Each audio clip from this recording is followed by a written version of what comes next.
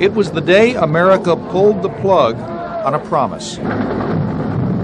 When Americans left Vietnam for good, the lives of thousands of South Vietnamese friends and military dependents crumbled. Overnight, they were refugees, scooped up in a frantic escape to a place halfway around the world. Oh, we saw so many lights around. We saw a big city everywhere. So many lights in a big city for Ed Lam and his wife Catherine. Married in 71, working for U.S. forces in Southeast Asia, on buses to Camp Pendleton in 75. Also on one of those buses, 10-year-old Trang Nguyen. Yeah, I remember it was like, where are we going? Why is it so long? It was a long trip.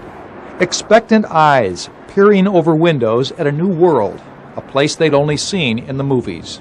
I expected to see a lot of huge mansions and, big grassy yards and stuff. What they saw was Camp Pendleton. Up to the center, please. Có chơi Việt Nam mượn chiếu trên truyền hình không?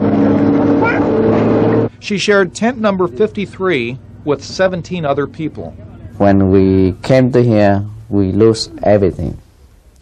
Everything. Only empty hand. But Americans reached out with helping hands.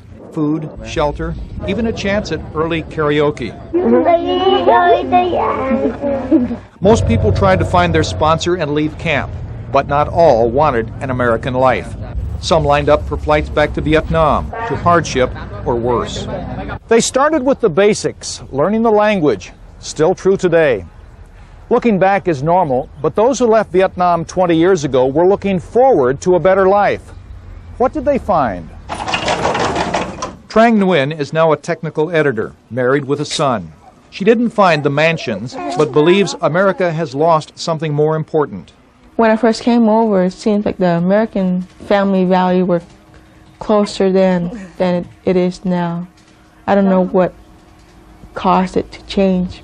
Her father was a teacher who worked with Americans in Vietnam. He says that families in America, especially Asian families, are becoming too fragmented. He worked hard to support his family and acknowledges help from God.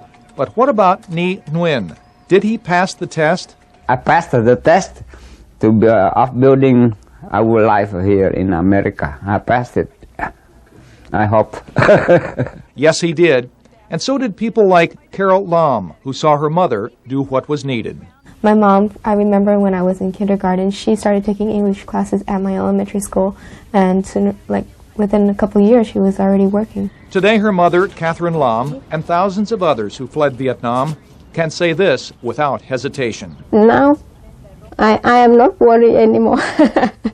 Once refugees in a war-torn country, they left everything for freedom. And now their lives can bloom alongside a rose, this one in Oak Park. John Kalia, News 8.